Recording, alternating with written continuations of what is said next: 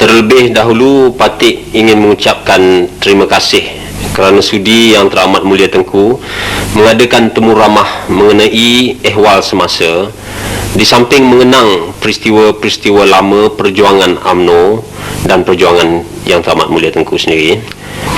Apabila British balik daripada peperangan yang kedua, dia ubah sama sekali pemerintahan tanah Melayu itu dan digantikan dengan pemerintahan yang disebutkan Malayan Union.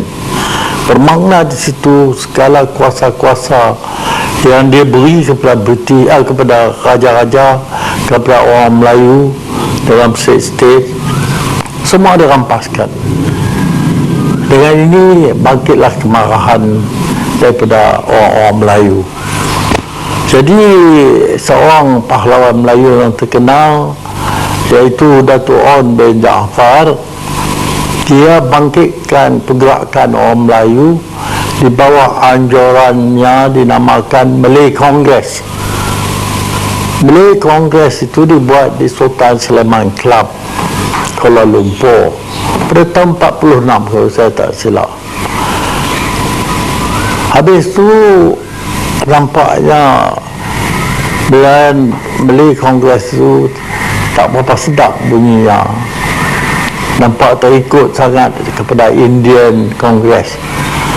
Jadi orang Melayu berhimpun di Johor Bahru, di istana Yang Maha Mulia Sultan, dan di situ Tengku Mahkota almarhum Sultan Ismail telah merasmikan perjumpaan UMNO yang besar, dan disitulah diganti nama Malay Congress itu kepada nama United Malay National Organisation, UMNO.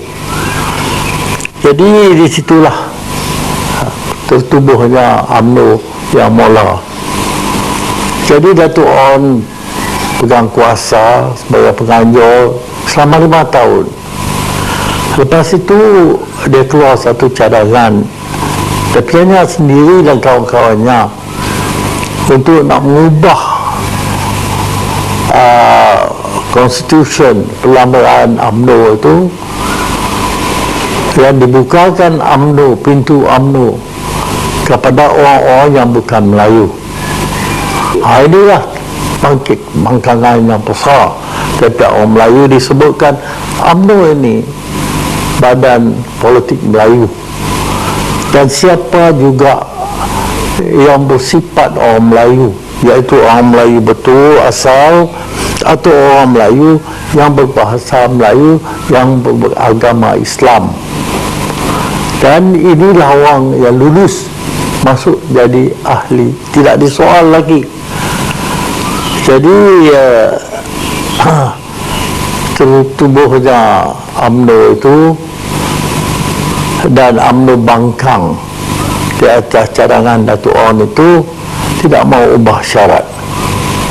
Datuk On pun tarik dirinya dengan dibukakan parti lain. Jadi situlah dilantik saya jadi gantinya. Waktu itu saya kerja di Kuala Lumpur di dalam pejabat mahkamah, jadi Presiden Session Court. Jadi apabila nanti saya peganglah UMNO daripada tahun 46 itu atau tahun 51 sampai ke tahun 71. Yang itulah yang saya tahu. Apabila saya dah jadi pengurusi UMNO, saya berhentilah kerja dan usahalah saya pergi ke setempat sampai boleh dikatakan, disebutkan dalam tulisan Ibrahim Mahmud bahawa saya tak pernah ada di rumah dua hari pun dalam sebulan. Jadi saya pergi ke Carok, rantau, dia rata-rata merapatkan diri dengan UMNO, dan tu UMNO bangkit.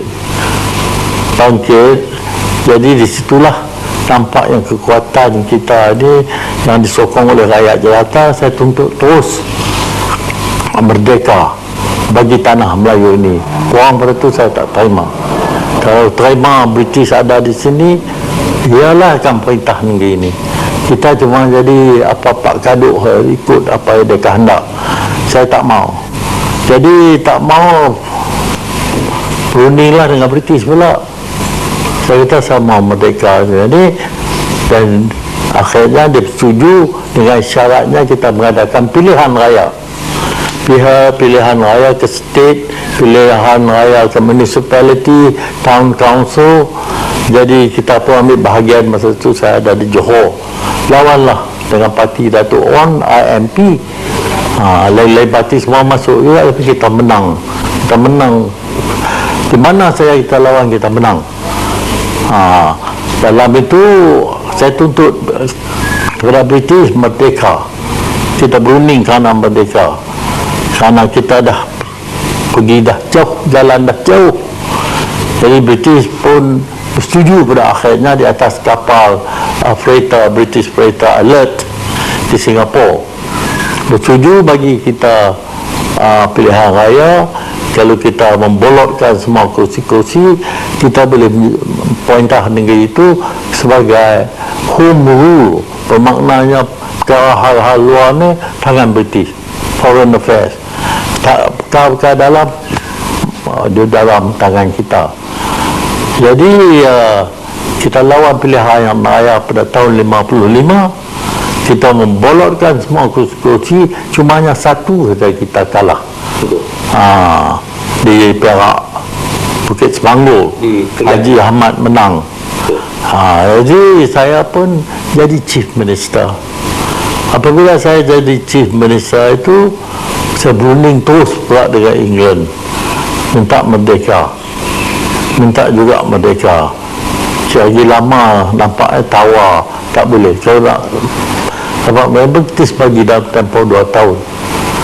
Pada 57, tahun 57 bulan Ogos 31, saya mengisytiharkan merdeka bagi negeri Malaysia ini. Jadi pekerjaan saya terhadap merdeka boleh katanya terhadap negeri sebagai seorang founder members.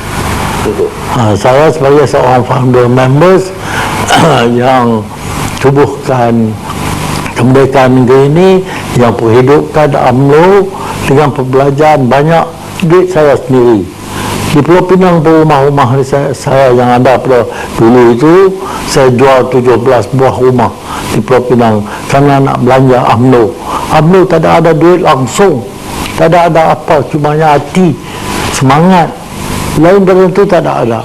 Nak cari orang yang boleh beri sedekah atau derma, tak ada. Orang Melayu miskin.